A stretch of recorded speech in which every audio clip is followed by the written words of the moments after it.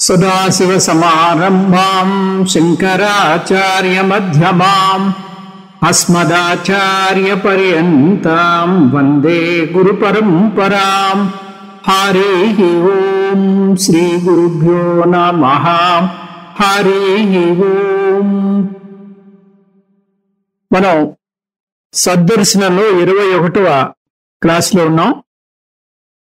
34 శ్లోకాలు పూర్తి చేసుకున్నాం. ఈరోజు 35వ శ్లోకాన్ని మనం పరిశీలిద్దాం. నవేద్యహం మాముత వేద్యహం మాం మితి ప్రవాదో మనుజస్య హాస్యః బుద్ధిస్య వేదాత్ కిమయం ద్విధాత్మా స్వాత్మైకతాయాం హి ధియాం న భేదాః. అహం నేను, న వేద్మి ఎరుగను, ఉత లేక అహం నేను, మాం నన్ను, వేద్మి తెలుసుకొనుచున్నాను, ఇతి అను మనుజస్య మనిషి యొక్క ప్రవాదః ప్రేరాపణము, హాస్యః పరిహసింపదగినది, దృగ్దృశ్య భేదాత్ ద్రష్ట దృశ్యము అనే భేదము వల్ల, అయం ఈ ఆత్మ ద్విధా భవతి కిం రెండు విధాలుగా ఉంటుందా అంటే ఉండదు. స్వ ఆత్మ ఏకతాయాం తన ఆత్మ యొక్క ఏకత్వమునందు, ధియాం బుద్ధుల యొక్క భేదములు నహి లేవు కదా. నేను నన్ను తెలుసుకున్నాను లేదా నేను నన్ను తెలుసుకోలేకపోతున్నాను, నేను నన్ను తెలుసుకోలేదు అనే ఈ మనుషుల యొక్క వాదాలు ప్రలాపాల్లాగే ఉంటాయి. ఎందుకంటే ద్రష్ట అయిన ఆత్మ, దృశ్యమైన ఆత్మ అని రెండు విధాలుగా ఆత్మ లేదు. తన ఆత్మ ఒకటే అనేటటువంటి బుద్ధిలో భేదము లేదు. ఈ శ్లోకంలో రమణ మహర్షి ఆత్మజ్ఞానం యొక్క ప్రత్యేకతను వివరిస్తున్నారు. ఆత్మజ్ఞానం లౌకిక జ్ఞానానికి ఏ విధంగా భిన్నంగా ఉంటుందో ఇందులో వివరిస్తున్నారు. ఏ జ్ఞానమైనా సరే అది బుద్ధిలోనే కలగాలి. అంటే జ్ఞానం యొక్క స్థానాన్ని, లోకస్ని బుద్ధి అంటారు. ఆత్మజ్ఞానం కూడా ఈ విషయంలో దానికి భిన్నంగా లేదు. ఆత్మజ్ఞానం కూడా బుద్ధిలోనే కలగాలి. అందువలనే ఏ విద్యకైనా బుద్ధి పదునుగా ఉండాలంటారు. అలాగే వేదాంతానికి వస్తే దీనితో పాటు చిత్తశుద్ధి, చిత్త ఏకాగ్రత ఉండాలని, విలువల్ని పెంపొందించుకుని అర్హతలను సంపాదించుకోవాలని అంటుంది శాస్త్రం. ఆత్మజ్ఞానాన్ని శరీరం పొందలేదు, ఆత్మ పొందలేదు, బుద్ధి మాత్రమే పొందగలదు. ఈ విషయంలో లౌకిక విద్యకు ఆత్మ విద్యకు ఏమాత్రం భేదం లేదు. రెండు బుద్ధిలోనే పొందాలి. ప్రమాణం వాడాలి. ఏ విద్య పొందాలన్నా కూడా దానికి అనువైన ప్రమాణం వాడాలి. ఉదాహరణకు రంగు రూపు ఉన్న దృశ్యాన్ని చూడాలంటే కన్ను అనే ప్రమాణాన్ని వాడి తీరాలి. అలాగే ఆత్మజ్ఞానం పొందాలంటే వేదాంత ప్రమాణాన్ని వాడి తీరాలి. ప్రమాణం మారుతుంది కానీ ప్రమాణం అవసరం మారదు. అంటే లౌకిక విద్య, ఆత్మ విద్య కూడా ప్రమాణం ద్వారానే పొందాలి. ఈ విధంగా లౌకిక విద్యకు ఆత్మ విద్యకు మధ్య రెండు పోలికలున్నాయి. రెండు జ్ఞానాలు బుద్ధిలోనే కలుగుతున్నాయి. రెండు జ్ఞానాలకు తగ్గ ప్రమాణం వాడాలి. మరి ఎక్కడ భేదం ఉంది? సబ్జెక్ట్ ఆబ్జెక్ట్ విషయంలో. లౌకిక విద్యలో ఏ విషయం నేర్చుకున్నా ఆ నేర్చుకునే సబ్జెక్ట్ వేరు, నేర్చుకోబడే ఆబ్జెక్ట్ వేరు. ఉదాహరణకు మీరు రంగు రూపుల గురించి నేర్చుకోవాలంటే కన్ను అనే ప్రమాణం వాడతారని చూసాం. నేర్చుకునే సబ్జెక్ట్ మీరు, నేర్చుకోబడే ఆబ్జెక్టు రంగు రూపు, ఇవి రెండూ భిన్నం. కానీ ఆత్మ విషయానికి వచ్చేసరికి నేర్చుకునేది ఎవరు? సబ్జెక్ట్ అయిన నేను. నేర్చుకునేది దేని గురించి? నా గురించే. ఆత్మజ్ఞానాన్ని పొందుతాను అంటే నేర్చుకోబడే ఆబ్జెక్ట్ ఏమిటి? సబ్జెక్ట్ అయిన నా గురించే. అంటే సబ్జెక్ట్ అయిన నేనే ఆబ్జెక్ట్ కూడా. సబ్జెక్ట్కి ఆబ్జెక్ట్కి మధ్య భేదం లేదు, రెండు ఒకటే. అదే ఆత్మజ్ఞానం యొక్క ప్రత్యేకత. రెండు ఒకటే అయితే ఒక సమస్య ఉంది. ఏమిటా సమస్య? తార్కికంగా చూస్తే ఏ ఒక్క వ్యవహారంలో కూడా సబ్జెక్టు ఆబ్జెక్టు ఒకటే కాలేవు. ఏ వ్యవహారంలో కూడా సబ్జెక్టు ఆబ్జెక్టు ఒకటే అవలేవు. వ్యవహారంలోనే కాదు, జ్ఞానం పొందే తతంగంలో కూడా అవలేదు. రమణ మహర్షి అహంకారాన్ని మటుబాయం చేయడానికి ఆత్మజ్ఞానం ఒక్కటే మార్గం అని చెప్పుకొస్తున్నారు. అహంకారం వల్లనే మనం సంసారంలో పడి కొట్టుమిట్టాడుతున్నాం. కాబట్టి అహంకారాన్ని పారదోలాలి. దానికి ఆత్మజ్ఞానం ఒక్కటే మార్గం. కానీ ఈ ఆత్మజ్ఞానం గురించి అనేక అపోహలు ఉన్నాయి. అందువల్ల 35వ శ్లోకంలో రమణ మహర్షి ఆత్మజ్ఞానం గురించి ఉన్న అపోహలు పారదోలుతున్నారు. దాని గురించి ముందు స్పష్టమైన అవగాహన ఉండాలి అంటున్నారు. ఆత్మజ్ఞానం అంటే ఒక సంఘటన కాదు. మనకు తెలియని ఆత్మ అంటే తెలుసుకునే సంఘటన కాదు. ఆత్మజ్ఞానం మనకు తెలియని ఆత్మ గురించి తెలుసుకునే సంఘటన కాదు. ఆత్మజ్ఞానం. ఆత్మజ్ఞానం అంటే తెలియని ఆత్మ గురించి తెలుసుకోవడం అని అంటేనే ఆత్మను ఒక ఆబ్జెక్ట్గా చూసినట్టు అవుతుంది. ఆబ్జెక్ట్ అంటే ప్రమేయం అని చూసాం. ఆబ్జెక్ట్ నిర్వచనం ఏమిటి? అంతకుముందు మనకు ఆ వస్తువు లేదా ప్రమేయం గురించి తెలియదు. దాని గురించి మనం జ్ఞానం పొందటం కాలంలో జరిగే ఒక సంఘటన. అంటే ఆ వస్తువు గురించి మనకు జ్ఞానం పొందక ముందు తెలియదు, జ్ఞానం పొందాక తెలుస్తుంది. కానీ ఆత్మ విషయంలో ఈ నిర్వచనం సరిపోదు. ఆత్మను ఆబ్జెక్ట్గా ఎన్నడూ చూడలేము. చూసే నువ్వే అది ఎప్పటికీ చూడబడే వస్తువు కాదు, ఎన్నటికీ. చూసే నువ్వే ఆత్మవు, ఆత్మ చూడబడేది కాదు అంటుంది శాస్త్రం. ఆత్మస్వరూపం చైతన్య తత్వం. చైతన్యాన్ని ఆబ్జెక్ట్గా చూడలేము. ఒకవేళ ఆబ్జెక్ట్గా చూడాలంటే ఎవరు చూస్తారు? చైతన్యాన్ని పదార్థం చూడలేదు, ఎందుకంటే పదార్థం జడం కాబట్టి. పోనీ రెండో చైతన్యం మొదటి చైతన్యాన్ని చూస్తుందా అంటే అది సాధ్యం కాదు. ఎందుకంటే ఉన్నది ఒక్కటే చైతన్యం, అద్వితీయం అది. అందువల్ల రెండో చైతన్యం మొదటి దాన్ని, మొదటి చైతన్యం రెండో దాన్ని చూస్తుందనడానికి కుదరదు. సరే, అయితే చైతన్యంలో ఒక భాగం ఇంకొక భాగాన్ని చూస్తుందా? మన శరీరంలో ఒక భాగాన్ని ఇంకొక భాగంతో ముట్టుకోగలం కదా. అలా చైతన్యంలో ఒక భాగం చూస్తుందా అంటే అది కుదరదు. ఇందాకేమన్నాం? ఉన్నది ఒక్కటే చైతన్యం అన్నాం. ఇప్పుడు ఆ చైతన్యానికి భాగాలు కూడా లేవంటుంది శాస్త్రం. చైతన్యం నిరవయవం, అఖండం అంటుంది. అందువల్ల చైతన్యాన్ని జడమైన పదార్థంగా చూడలేం, ఇంకొక చైతన్యంతో చూడలేం, చైతన్యంలో ఒక భాగంగా చూడలేం. అంటే చైతన్యం గురించి తెలుసుకోలేం. ఇప్పుడు చైతన్యాన్ని తెలుసుకోవడం నుంచి అనుభవించడం గురించి చూద్దాం. చైతన్యాన్ని అనుభవించలేం కూడా. దానికి ఇవే కారణాలు. పదార్థం అనుభవించలేదు, అది జడం కాబట్టి. రెండో చైతన్యం మొదటి దాన్ని అనుభవించలేదు, చైతన్యం అద్వితీయం కాబట్టి. చైతన్యంలో ఒక భాగం అనుభవించలేదు, అది అఖండం కాబట్టి. అందువల్ల చైతన్యాన్ని ఒక సంఘటనలాగా తెలుసుకోలేం, అనుభవించలేం. మరైతే చైతన్యాన్ని తెలుసుకోవడం ఎలా? ఓదార్పునిచ్చే అంశం ఏమిటంటే చైతన్యం గురించి తెలుసుకోని అవసరం లేదు, చైతన్యాన్ని అనుభవించిన అవసరం లేదు. ఒక వస్తువు గురించి ఎప్పుడు తెలుసుకోవాలి? దాని గురించిన అజ్ఞానం ఉంటే తెలుసుకోవాలి. అజ్ఞానం ఉంటే ఒక పద్ధతిలో దాని గురించి నేర్చుకోవాలి. కానీ చైతన్యం గురించిన అజ్ఞానం ఎవరికీ లేదు. ప్రతి ఒక్కరికి తాను ఒక చైతన్య స్వరూపం అని, ఏ కుర్చీలాగానో జడమైన పదార్థం కాదని బాగానే తెలుసు. చైతన్యం గురించిన అజ్ఞానం లేకపోతే జ్ఞానం పొందాల్సిన అవసరం ఏముంది? దాన్ని ఒక పద్ధతిలో నేర్చుకోవాల్సిన అవసరం ఏమిటి? అందువల్ల ఆత్మజ్ఞానం తక్కిన జ్ఞానాల్లాగా సాంప్రదాయ పద్ధతిలో నేర్చుకునేది కాదు.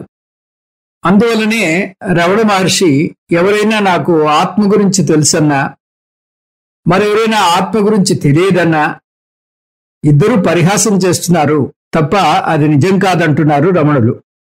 ఈ నేపథ్యంలో 35వ శ్లోకం చూద్దాం.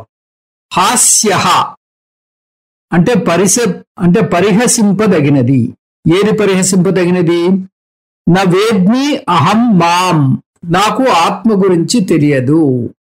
ఉత లేక అహం మాం వేద్మి ఇతి, ఆత్మ గురించి నాకు తెలుసు అని ఎవరైనా చెబితే అది హాస్యాస్పదంగా ఉంటుంది.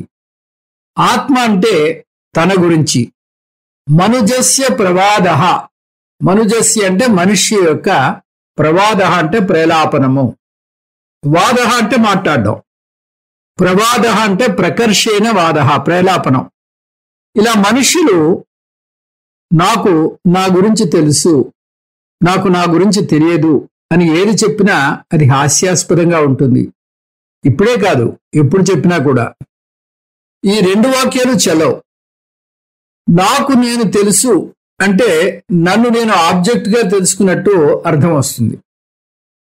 సబ్జెక్ట్ గురించి సబ్జెక్టు జ్ఞానం పొందలేదు అంటే అది అజ్ఞానానికి కూడా వర్తిస్తుంది. అందువల్ల నాకు నా గురించి తెలుసు, నాకు నా గురించి తెలియదు అనే రెండు వాక్యాలు తప్పే. వ్యాకరణపరంగా కూడా ఈ రెండు వాక్యాలు పొసగవు. ఇంగ్లీష్లో క్రియతో ట్రాన్సిటివ్ వెర్బ్, ఇంట్రాన్సిటివ్ వెర్బ్ అని ఉంటాయి. He bought a pen, transitive verb ఇది. He laughed, intransitive verb. మొదటి వాక్యంలో హీ బాట్ ఎ పెన్లో పెన్ను వేరు, అతను వేరు, అది ట్రాన్సిటివ్ వెర్బ్ అవుతుంది.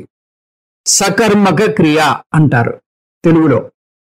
రెండో వాక్యంలో అతను నవ్వాడు, అతని గురించి ఉంది కాబట్టి దాని పక్కన ఆబ్జెక్టు రాదు, అందువల్ల అది అకర్మక క్రియ అవుతుంది. ఆత్మ విషయంలో ట్రాన్సిటివ్ వెర్బ్ను వాడలేం. దానికి కళ్ళని ఉదాహరణగా చూస్తాం. అంతకుముందు నా కళ్ళు అతన్ని చూశాయి, అక్కడ నేను వేరు, అతను వేరు. నా కళ్ళు నన్ను చూశాయి అని చెప్పలేం, ఈ క్రియాపదం వాడలేం.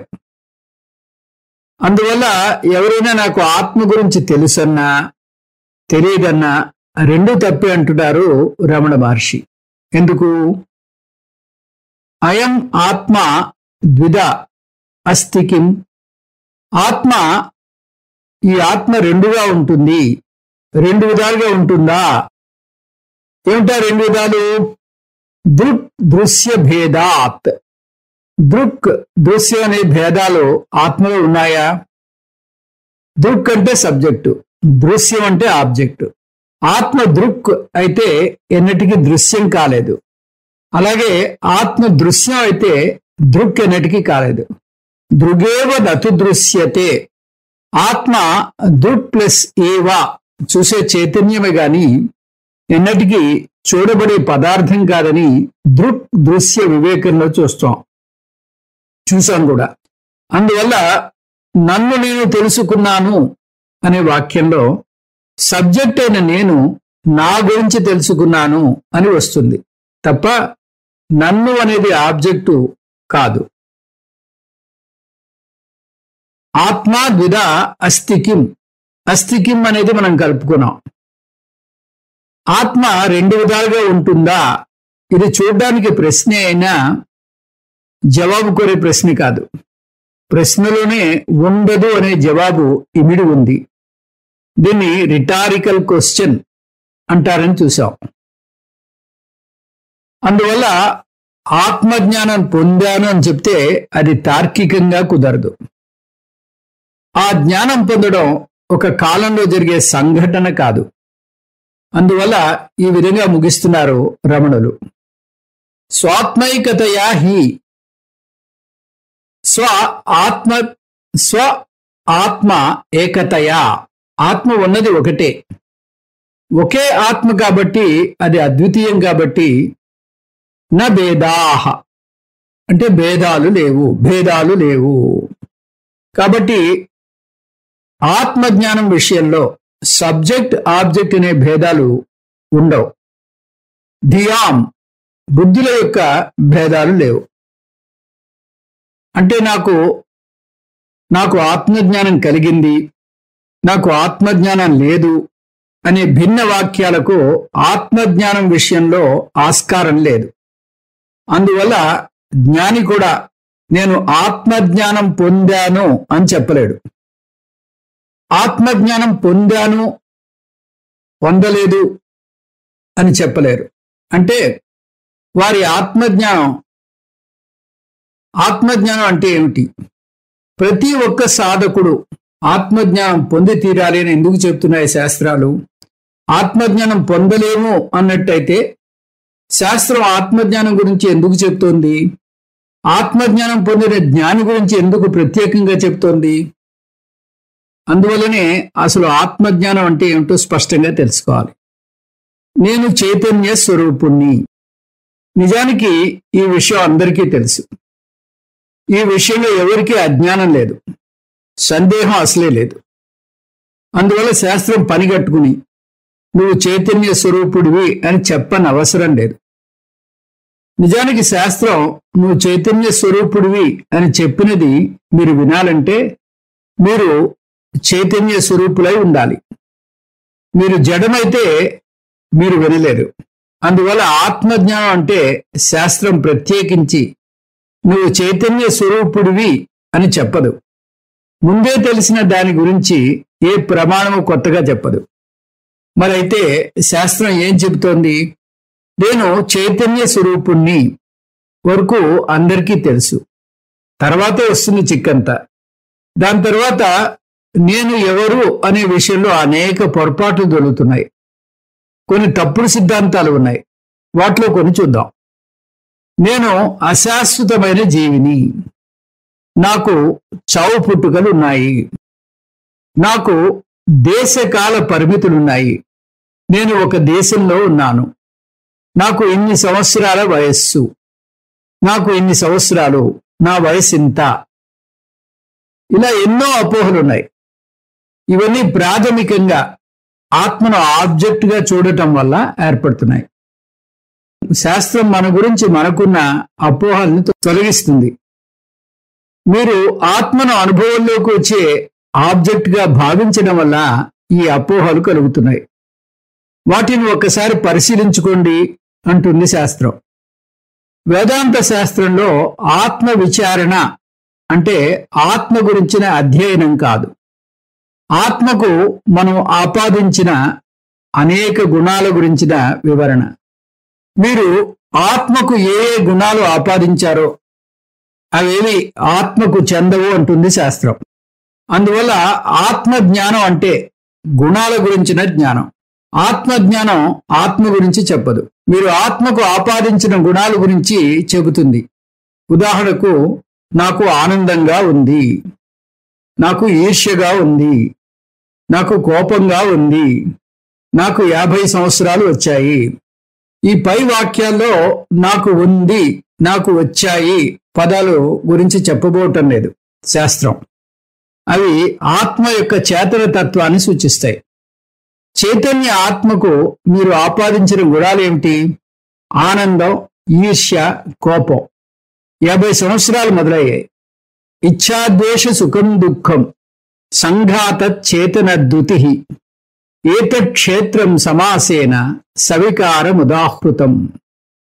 రాగం, ద్వేషం, సుఖం, దుఃఖం, ధృతి ఈ లక్షణాలన్నీ క్షేత్రానికి చెందుతాయి అంటున్నాడు కృష్ణ పరమాత్మ. క్షేత్రం అంటే శరీరం. ఈ వికారాలన్నీ శరీరానికి చెందుతాయి కానీ ఆత్మకు చెందవు.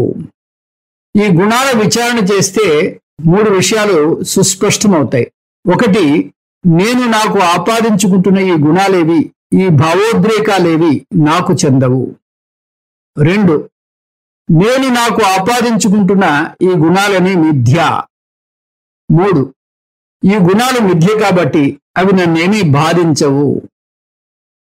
దీన్ని బట్టి మనకు అర్థమైంది ఏంటి? ఆత్మజ్ఞానం అంటే ఆత్మ గురించిన జ్ఞానం కాదు, గుణాల గురించిన జ్ఞానం. మళ్ళీ ఒక సందేహం, నాకు సుఖంగా ఉంది, నాకు సుఖం లేదు అనే ఈ లక్షణాలని ఆత్మకు చెందవు, అనాత్మకు చెందుతాయి. అంటే ఈ జ్ఞానాన్ని ఆత్మజ్ఞానం అని ఎందుకు అంటున్నారు? గుణజ్ఞానం అంటే సరిపోదా? దానికి జవాబు ఇది. ఈ గుణాలన్నీ దేనికి ఆపాదించబడ్డాయి? ఆత్మకు. ఆత్మజ్ఞానానికి రాకముందు ఈ గుణాలను తీసుకెళ్లి ఆత్మ మీద ఆరోపించారు. ఆత్మజ్ఞానానికి వచ్చాక కానీ తెలియలేదు ఇవి ఆత్మ లక్షణాలు కావు అని. అందువల్ల లక్ష్యార్థంగా ఆత్మజ్ఞానం అందు దీన్ని శాస్త్రం. కానీ నిజానికి మనం నేర్చుకునేది ఈ గుణాల గురించి. ఈ గుణాలు ఆత్మకి చెందుతాయా లేదా అనే విచారణ చేస్తాం. ఉపదేశ సాహస్రిలో శంకర్ల వారు ఆత్మజ్ఞానాన్ని ఇలా నిర్వచిస్తారు. ఆత్మజ్ఞానం అంటే ఆత్మకు ఆపాదించబడిన గుణాలను నిషేధించుకుంటూ రావడం తప్ప వేరే ఏమీ కాదు అంటారు. నేను చైతన్య స్వరూపుణ్ణి అని నాకు తెలుసు, కానీ దాని తర్వాత నాకు నేను ఆపాదించుకునే గుణాలన్నీ నావి కావు అని నేర్పిస్తుంది శాస్త్రం. నేను అని మాత్రం అంటే నేను చైతన్య స్వరూపుణ్ణి అని అర్థం. కానీ అక్కడితో ఆగను. నేను తర్వాత అనేక పదాలు కలుపుతాను, ఒక పూర్తి బయోడేటాని తయారు చేస్తాను. శాస్త్రం నేను ఉన్నాను అని తర్వాత ఆ వాక్యాన్ని పెంచొద్దు అంటుంది. నేను ఉన్నాను మాత్రమే ఉంచి తక్కిన పదాలని తీసేయమంటుంది. అందువల్ల ఆత్మజ్ఞానం పొందడం అంటే ఆత్మ గురించి కొత్తగా బోధ ఉండదు.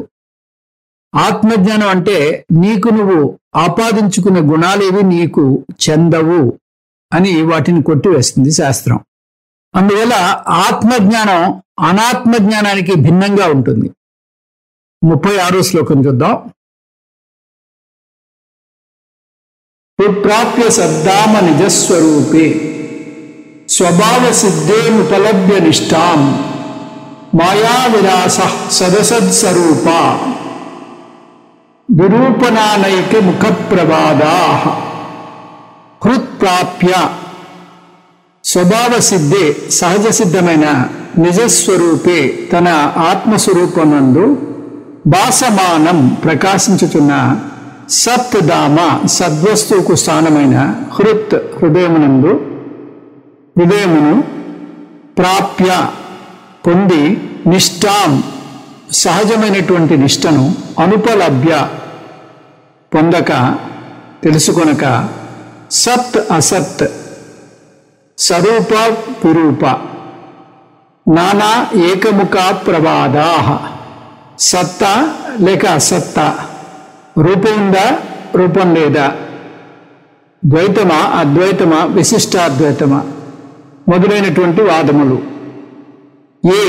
ఏవి ప్రవృత్తా బయలుదేరాయో మొదలయ్యాయో మాయా విలాస ఆ పరమేశ్వరుని మాయాశక్తి విలాసమే సాధకుడు సహజ సిద్ధమైన తన ఆత్మస్వరూపమున వెలుగొందు సద్వస్తువు స్థానమైన హృదయమును పొంది సహజ నిష్టను పొందక అది సద్రూపమా అసద్రూపమా, రూపసహితమా రూపరహితమా, అనేకమా లేక ఏకమా, ఈ విధమైనటువంటి వాదోపవాదాల్లో కాల యాపన చేయడం అనేది పరమేశ్వరుడు యొక్క మాయాశక్తి విలాసమే కదా.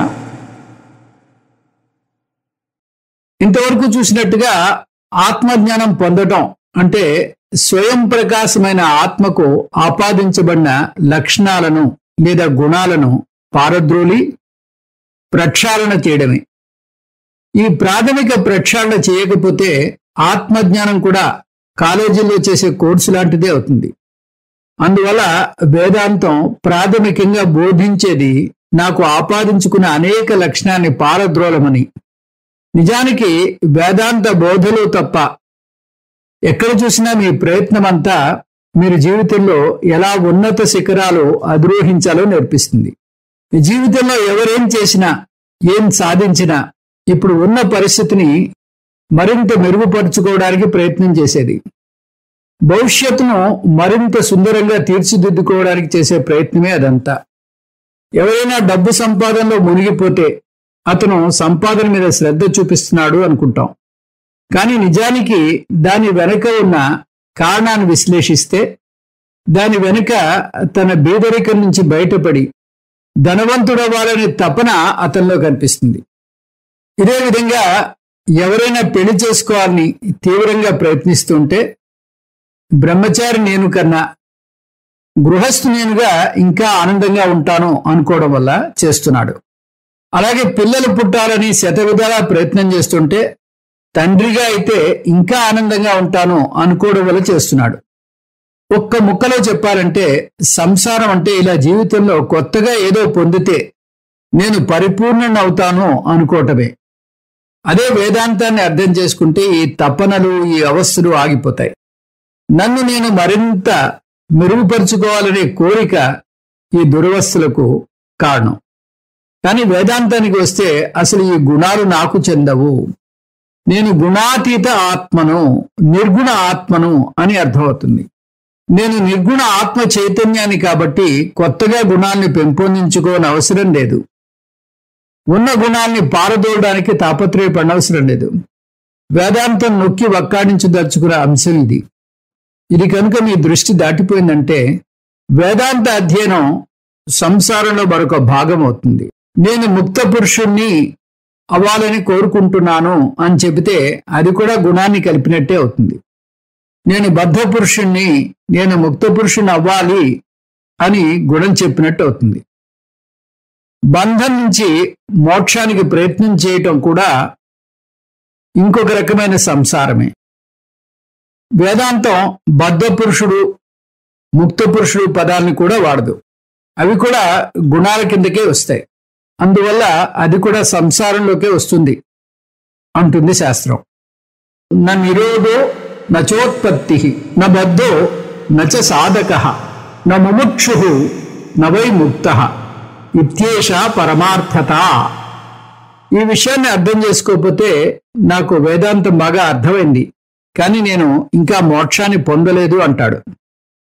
ఎప్పుడైతే నేను మోక్షాన్ని పొందడానికి ప్రయత్నిస్తున్నానో అంటాడో అప్పుడే అతనికి వేదాంతం బాగా అర్థం అవ్వలేదని అర్థం. అందువల్ల ఈ శ్లోకంలో రమణ మహర్షి గట్టిగా హెచ్చరిస్తున్నారు, వేదాంత బోధను ఇంకొక సంసారంగా మార్చకండి అని. హృత్ ప్రాప్యలో 2 పదాలు వచ్చాయి. హృత్ ఒకటి, ప్రాప్య ఒకటి. హృత్ అంటే మనస్సు, ప్రాప్య అంటే పొందడం. ఒక శిష్యుడు తన హృదయాన్ని పొందాలి. శాస్త్రం మనస్సులో హృదయం ఉంది అని చెప్తుంది. అందువల్ల శిష్యుడు మనస్సును పొందాలి అంటే శిష్యుడు తన దృష్టిని మనస్సు వైపు తిప్పాలి. ఈ మనస్సు ఏమిటి? సద్ధామ. సత్ ధామ. మనస్సు స్థానం దేనికి? సత్తుకు. సత్ అంటే చైతన్యానికి. చైతన్యం మనస్సులో ఉండి మనస్సును సాక్షిగా చూస్తోంది. ఆలోచనలు ఉన్నా ఆలోచనలు లేని మనస్సును సాక్షిగా చూసేది చైతన్యాన్ని నిర్వచిస్తాం. మనస్సులో ఆలోచనలు కలుగుతుంటే మనకు తెలుస్తోంది. ఆలోచన లేకుండా మనసు శూన్యంగా ఉన్నా మనకు తెలుస్తుంది. మనస్సులో ఆలోచనలు లేకపోతే మనసు శూన్యంగా ఉంది అంటారు కొందరు. నిజానికి మనసు శూన్యంగా ఉంది అని ఒకదానికి తెలుస్తోంది. తెలుసుకుంటున్నదే సాక్షి చైతన్యం. అందువల్ల చైతన్యం మనసులో సాక్షిగా ఉంది అంటున్నారు. సద్ధామ పదం సంయుక్త పదం. అది హృత్ అనే పదానికి విశేషణం. దీన్ని మొత్తం చూస్తే సాక్షి చైతన్యానికి నిలవైన మనస్సుకు వెళ్ళండి. దీన్ని మొత్తం చూస్తే సాక్షి చైతన్యానికి నిలవైన మనస్సుకు వెళ్ళండి. వెళ్ళి సాక్షి చైతన్యం వైపుకు మనస్సును మళ్లించండి. సాక్షి చైతన్యం వైపు మనస్సు మళ్లించడం అంటే నేను సాక్షి చైతన్యాన్ని అనే ఆలోచనను పెంచుకోవటం. దేనివైపన్నా దృష్టి మరల్చండి అంటే దాని గురించిన ఆలోచన చేయమని అర్థం. ఈ పుస్తకాన్ని చూడండి అంటే పుస్తకం గురించిన ఆలోచన చేయటం, అలా దేని మీద దృష్టి పెట్టాలంటే దాని గురించిన ఆలోచన చేయడం. ఇప్పుడు చైతన్యం మీద దృష్టి పెట్టండి అంటే ఏం చేయాలి?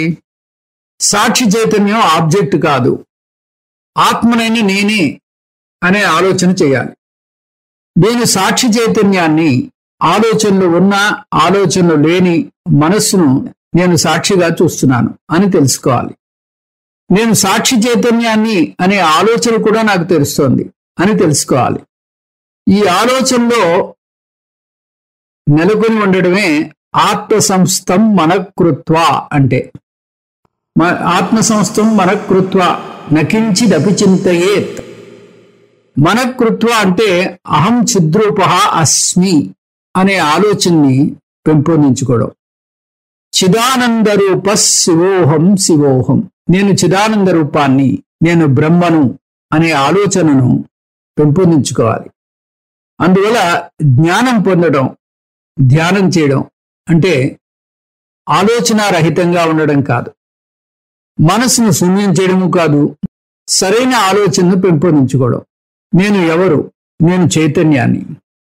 మరైతే నేను ఆనందంగా ఉన్నాను, నాకు దుఃఖం కలుగుతోంది, నేను సంసారిని, నేను డబ్బులేని భర్తను, నేను ధనవంతుడైన భర్తను. ఇవన్నీ ఏమిటి? ఇవన్నీ నేను ఆపాదించుకున్న బయోడేటా. ఈ లక్షణాలు ఇవి సాక్షినైన నాకు చెందవు. నమే ద్వేష రాగో నమే లోభమోహో మదో నైవ మే నైవ మాత్సర్య భావ. ఈ రాగద్వేషాలు, లోభమోహాలు, మద మాత్సర్యాలు గుణాలకు చెందిన ఆలోచనలు. ఆత్మనైన నాకు ఈ గుణాలు అంటవు. గుణాల గురించి విచారణ చేసి 3 సత్యాలు కనుక్కున్నాం. అవి ఇక్కడ మళ్ళీ గుర్తు తెచ్చుకున్నాం. 1, నేను నాకు ఆపాదించుకున్న ఈ గుణాలేవి, ఈ భావోద్రేకాలన్నీ నాకు చెందవు. 2, నేను నాకు ఆపాదించుకున్న ఈ గుణాలన్నీ మిథ్య. 3, ఈ గుణాలు మిథ్య కాబట్టి అవి నన్నేమీ బాధించవు. ఈ 3 సూత్రాలను ధ్యానంలో ఆలోచనల రూపంగా నేను గుర్తు తెచ్చుకోవాలి. నమే ద్వేష రాగో, ఈ ఆలోచనను నేను ధ్యానంలో చేయాలి. నమే లోభమోహో, ఈ ఆలోచనను నేను ధ్యానంలో చేయాలి. చిదానంద రూప శివోహం శివోహం, ఈ ఆలోచనను నేను ధ్యానంలో చేయాలి. దీన్నే ఆత్మనిష్ట అంటున్నారు. ఈ గుణాలు నాకు చెందవు, ఇవి మిథ్య, ఇవి నన్నేమీ చేయవు, నేను వాటిని సాక్షిగా చూసే సాక్షి చైతన్యాన్ని అనే ఆలోచనలో నిలబడి ఉండడమే ఆత్మనిష్ట అంటే. ఆత్మనిష్టలో ఉండడం అంటే అది శారీరకంగా చేసే కర్మ కాదు. నిష్టాం ఉపలభ్య, నిజానికి ఈ శ్లోకంలో అనుపలభ్య అని ఉంది. ముందు ఉపలభ్య అర్థం చేసుకుని తర్వాత అనుపలభ్యకి వెళ్దాం. నిష్టాం అంటే ఆత్మనిష్టలో, ఆత్మనిష్ట అంటే ఆత్మ నిజస్వరూపంలో, ఉపలభ్య అంటే నెలకొని ఉండాలి. ఏమిటా నిజస్వరూపం? స్వభావ సిద్ధే, స్వభావ సిద్ధంగా అంటే సహజ సిద్ధంగా తెలిసినది. వేదాంతానికి రాకముందే మీకు నేను చైతన్య స్వరూపాన్ని, నేను ఆ బలలాగా ఆ రాయిలాగా జడ పదార్థాన్ని కాదు అని మీకు తెలుసు. దీన్ని స్వభావ సిద్ధం అంటున్నారు రమణులు. అయితే వేదాంతం ఏం నేర్పింది కొత్తగా? నేను నాకు ఆపాదించుకుంటున్న గుణాలేవి నాకు చెందవు, అవి మిథ్య, అవి నన్నేమీ చేయవు. ఆ ఆలోచనలో నెలకొని ఉండడం నేర్పించింది వేదాంతం. నిష్టాం ఉపలబ్ధి, ఇది వేదాంతం యొక్క ఉద్దేశ్యం. అంతేగాని నాకు కొత్తగా ఇంకొక గుణాన్ని ఆపాదించడం కాదు. ఏమిటా గుణం? నేను వేదాంత బోధన నేర్చుకునే శిష్యుణ్ణి అనుకోవటం. వేదాంతం నేర్చుకోవడం అంటే కొత్త గుణాలను కలుపుకోవడం కాదు. నేను వేదాంతంలో ఆరితేరాను, నేను 10 ఉపనిషత్తులు నేర్చుకున్నాను, నేను వేదాంత గురువును, నన్ను అందరూ పూజిస్తారు, నాకు అందరూ నమస్కారాలు పెడతారు, నేను గొప్ప సన్యాసిని. వీటిలో ఏవి చెప్పినా కొత్తగా ఇంకొక గుణాన్ని ఆపాదించుకోవడమే అవుతుంది. నేను మోక్షాన్ని పొందాను అని చెప్పడం కూడా నాకు ఇంకొక గుణాన్ని ఆపాదించుకోవడమే. వేదాంత బోధ ఉన్నది కొత్త గుణాన్ని ఆపాదించుకోవడానికి కాదు, నేను నిర్గుణాన్ని నేర్పించడానికి ఉంది. నాకు అంతకు ముందు గుణాలు లేవు, నాకు ఇప్పుడు గుణాలు లేవు, ఇక ముందు నాకు గుణాలు ఉండబోవు అని అర్థం చేసుకోవాలి. ఈ జ్ఞానంలో నెలకొని ఉండేలా చేయడమే వేదాంతం యొక్క ముఖ్య ఉద్దేశ్యం. అనుపలభ్య, రమణ మహర్షి అనుపలభ్య అనే పదం వాడారు. ఈ జ్ఞానంలో నెలకొని ఉండటం లేదు అంటున్నారు రమణ మహర్షి. వేదాంతం యొక్క ముఖ్య ఉద్దేశాన్ని అర్థం చేసుకోకుండా ప్రవాదాహ అనేక వాదోపవాదాలు చేస్తున్నారు, అనవసరంగా కాలయాపన చేస్తున్నారు. నేను నిర్గుణ ఆత్మలో నెలకొని ఉన్నానా లేదా అని ప్రశ్నించుకోకుండా నేను ఇప్పుడు ఉన్న గుణాల గురించి బాధపడ్డమో, భవిష్యత్తులో పొందబోయే గుణాల గురించి ఆందోళన చెందడమో చేస్తున్నాను. నిష్టాం అనుపలభ్య ప్రవాదాహ, ఆత్మజ్ఞాన నిష్ఠలో నెలకొని ఉండకుండా అనేక వేదాంత చర్చల్లో మునుగుతున్నాను. చూడండి, వేదాంతాన్ని సరిగ్గా అర్థం చేసుకోకుండా వాదనల్లోకి దిగితే అవి కూడా ప్రాలాపనలు అంటున్నారు రమణ మహర్షి. వేదాంతం చెప్పేది అర్థం చేసుకోకుండా మాట్లాడితే ఇలాగే ఉంటుంది. మరి ఒక వ్యక్తి నాకు వేదాంతం బాగా అర్థమైంది, నేను బ్రహ్మను అని కూడా అర్థమైంది, కానీ నా భార్యతోనే నాకు సమస్యగా ఉంది అని అంటే అతనికి వేదాంతం బాగా అర్థం కాలేదని తెలుస్తోంది. ఒక ఆట ఉంది, దాని ప్రకారం చెప్తే అమ్మా అమ్మా బ్రహ్మకు భార్య ఉందా అని వస్తుంది. బ్రహ్మ అంటే అద్వితీయం బ్రహ్మ అని అంటుంది శాస్త్రం. అది పారమార్థిక స్థాయికి చెందింది. అక్కడ ఉన్నది ఒకటే బ్రహ్మ, అసంగమైనటువంటి బ్రహ్మ. ఒక పక్క నేను బ్రహ్మను అంటూ ఆ వాక్యం పూర్తి కాకుండానే నా భార్యతోనే నాకు సమస్య ఉంది అంటే అతను వెనువెంటనే వ్యవహారిక స్థాయికి దిగిపోతున్నాడు, సంసారి జీవి అయిపోతున్నాడు. నేను బ్రహ్మను అంటూ నా భార్య అంటే దాని అర్థం ఏమిటి? బ్రహ్మ యొక్క భార్య సరిగా లేదు అని అర్థం వస్తుంది.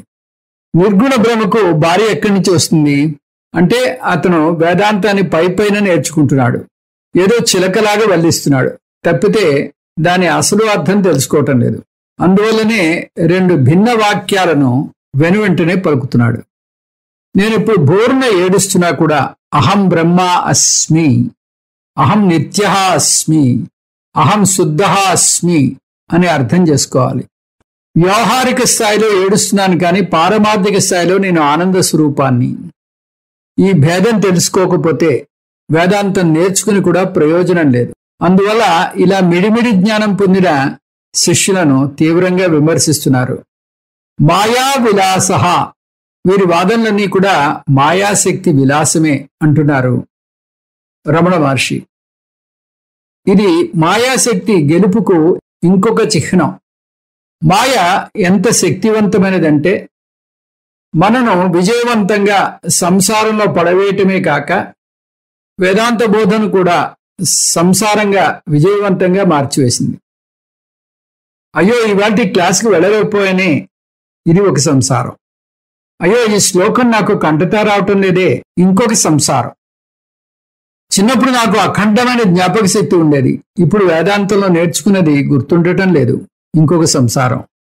ఇలా ఏదో ఒక బెంగ తినేస్తూ ఉంటుంది. అది సంసారం కాక మరేమిటి? ఇది మాయ యొక్క శక్తి. మాయ వేదాంతాన్ని కూడా సంసారంగా మార్చివేస్తుంది. తమాషా ఏమిటంటే వేదాంతం సంసారం అనే భవరోగానికి మందు ఇస్తుంది, దాన్ని కూడా సంసారాన్ని పెంచి పోషించేలాగా మారుస్తున్నది మాయ.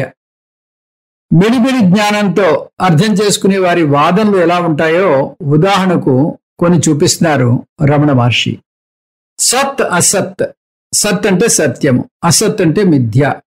స్వరూప విరూప, స్వరూప అంటే సగుణం, విరూప అంటే నిర్గుణం. నానా ఏకముఖం, నానా అంటే ద్వైతము, ఏకముఖం అంటే అద్వైతం. ఇందులో విశిష్టాద్వైతాన్ని కూడా కలుపుకోవచ్చు. వేదాంతం నేర్చుకున్న వారు ఈ విధంగా సత్యం విద్యల గురించి, సగుణ నిర్గుణ బ్రహ్మ గురించి, ద్వైతం అద్వైతం విశిష్టాద్వైతం గురించి అనేక వాదోపవాదాల్లో దిగుతారు.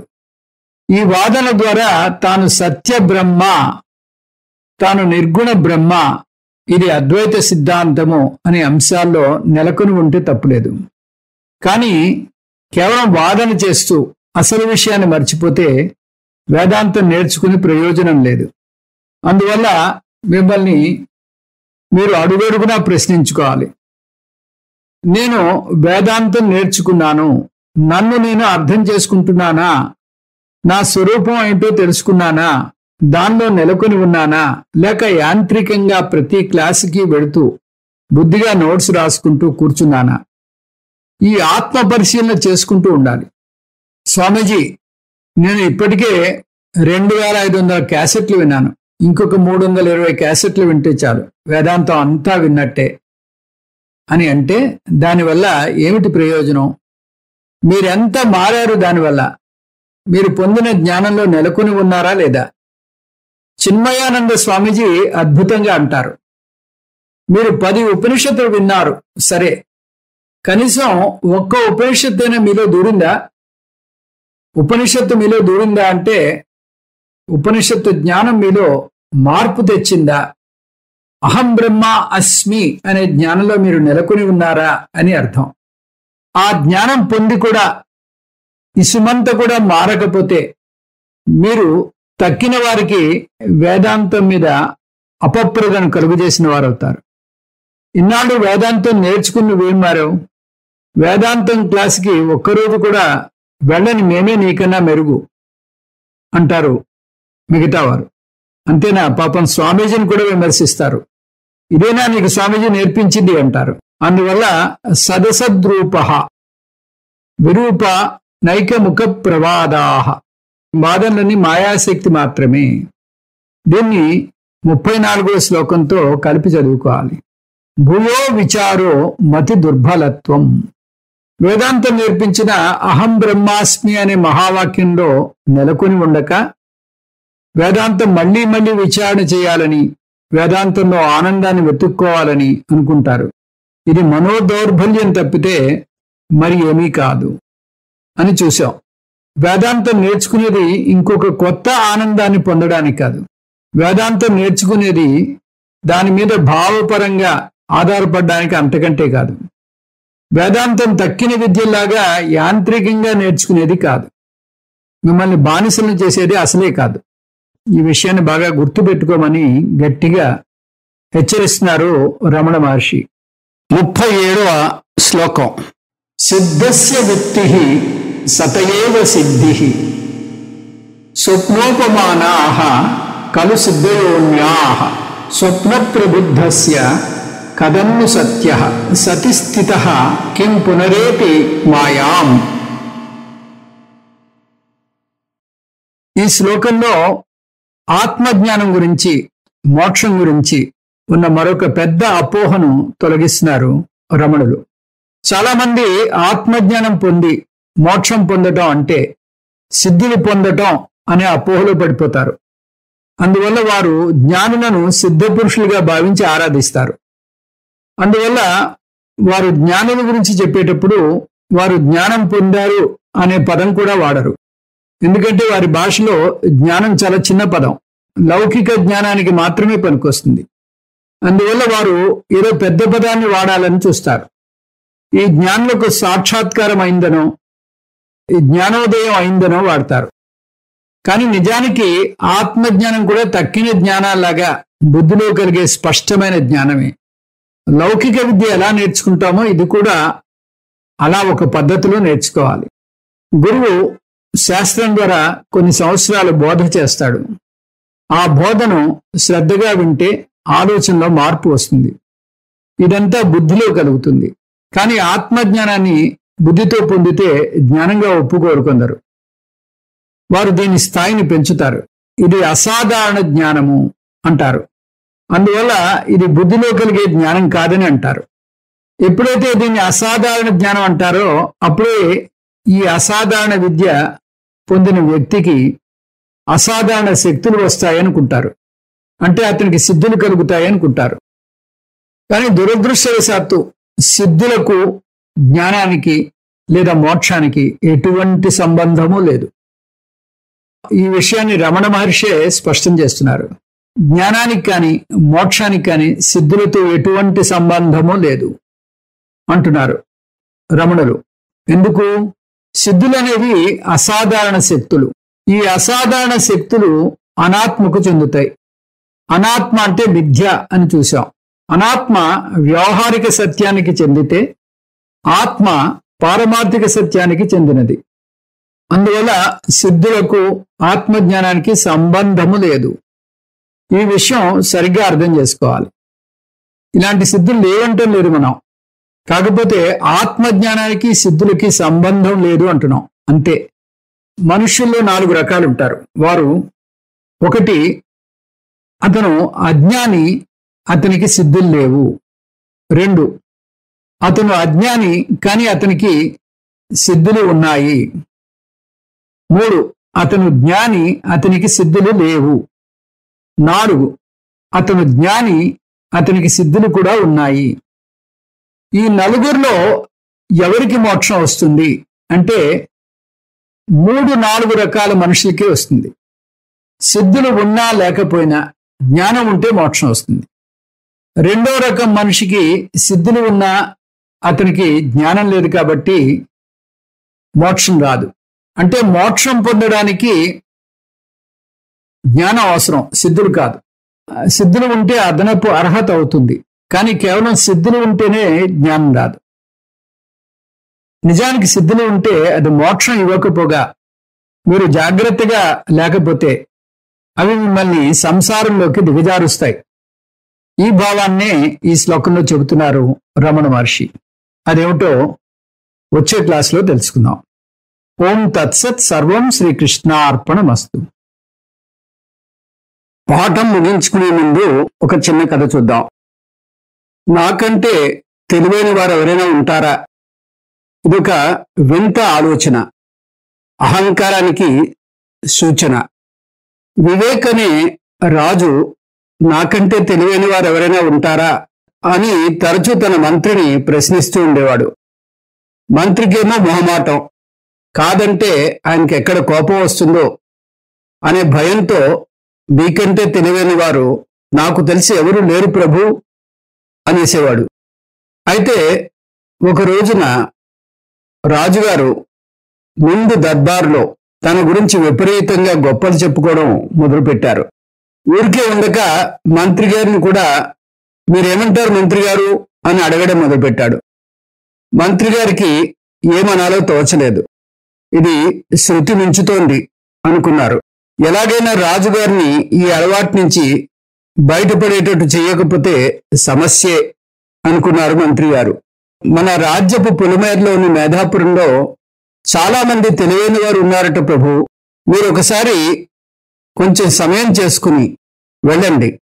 ఆ ఊరి జనాల కంటే మీరే తెలివైన వారు అని తేలిపోతే బాగుంటుంది. అలా మీ గొప్పతనం మరింత మందికి తెలుస్తుంది. అయినా వారెవరూ మీ తెలివికి సరితూగలేరు అని తెలివిగా తప్పించుకున్నాడు మంత్రి. దాంతో రాజుగారికి ఉత్సాహం ఆగలేదు. ఏమిటి మేధాపురం గొప్పతనం, ఏమిటి వీళ్ళ తెలివి, చూసొస్తాను అని నేరుగా అక్కడికే బయలుదేరాడు. ఆయన మేధాపురం చేరుకుంటూనే ఊరి మొదట్లో గడ్డివాముల్లో ఆవుల్ని మేపుకుంటూ ఒక పశువుల కాపరి కనిపించాడు. ముందు వీడి పని పడతాను, వీడిని ఓడిస్తాను, నా తెలివి ముందు వీడు ఏ పార్టీ అనుకుంటూ ఆ పశువుల కాపరి దగ్గరికి వెళ్ళాడు. నేను నిన్ను 3 ప్రశ్నలు అడుగుతాను, నీకు చేతనైతే జవాబు చెప్పు అన్నారు రాజుగారు. పశువుల కాపరి రాజుకేసి వింతగా చూసి సరే అడగండి అన్నాడు. సృష్టిలో అన్నిటికంటే వేగవంతమైనది ఏది అని అడిగారు రాజుగారు. గాలి చెప్పాడు పశువుల కాపరి. అన్నిటికంటే ఉత్తమమైన జలం గంగాజలం పశువుల కాపరి సమాధానం. అన్నిట్లోకి ఉత్తమమైన పాన్పు ఇంకేముంది, చందనపు కర్రతో చేసినదే. భలే భలే, నా మనసులోనూ ఇదే జవాబులున్నాయి అన్నాడు వివేక్ అతన్ని మెచ్చుకుంటూ. ఆ మాటలకు హా హా హా హా అంటూ పగలబడి నవ్వాడు ఆ పశువుల కాపరి. ఎందుకు అంతగా నవ్వుతున్నావు అడిగాడు వివేక్ చిరాకుగా. తప్పుగా చెప్పిన జవాబుల్ని సరైనవని మెచ్చుకుంటేను అని మళ్ళీ ఆ పశువుల కాపరి పడిపడి నవ్వాడు. సృష్టిలో అన్నిటికంటే వేగవంతమైనది మనస్సు. ఎడారులో ఎండవేళన దొరికేదే జలం. ఉత్తమమైన పాన్పు అమ్మ ఒడి, చెప్పాడు పశువుల కాపరి. అవును, నిజమే, మనస్ఫూర్తిగా ఒప్పుకున్నాడు వివేక్. ఇంకో సంగతి చెప్పనా అన్నాడు పశువుల కాపరి. ఇంతకు ముందు చెప్పిన జవాబులు సరైనవే, ఇవి కూడా సరైనవే. ఏమంటే ఒక ప్రశ్నకు ఒకే జవాబు ఉండాలి అనుకోవడమే తప్పు. ప్రశ్నకు అనేక జవాబులు ఉండొచ్చు. ఒక రాజ్యంలో అనేక మంది తెలివైన వాళ్ళు ఉన్నట్టుగా. వివేక్ నివ్వెరపోయాడు. అవును కదా, నేను ఈ విషయం ఆలోచించనే లేదే అనుకున్నాడు.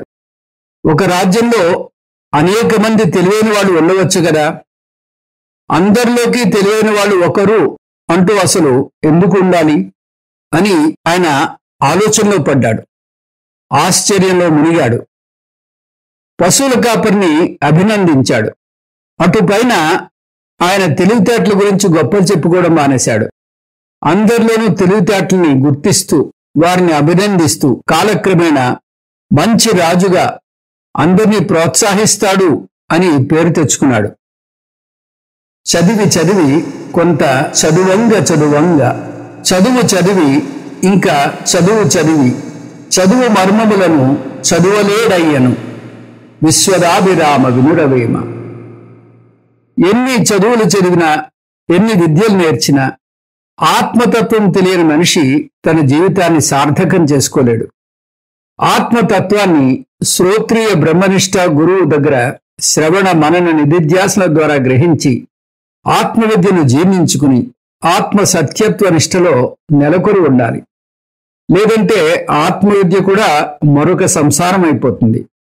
ఓం పూర్ణమదః పూర్ణమిదం పూర్ణాత్ పూర్ణముదచ్యతే పూర్ణస్య పూర్ణమాదాయ పూర్ణమేవావశిష్యతే. ఓం శాంతి శాంతి శాంతి. హరి ఓం. శ్రీ గురుభ్యో నమః. హరి ఓం.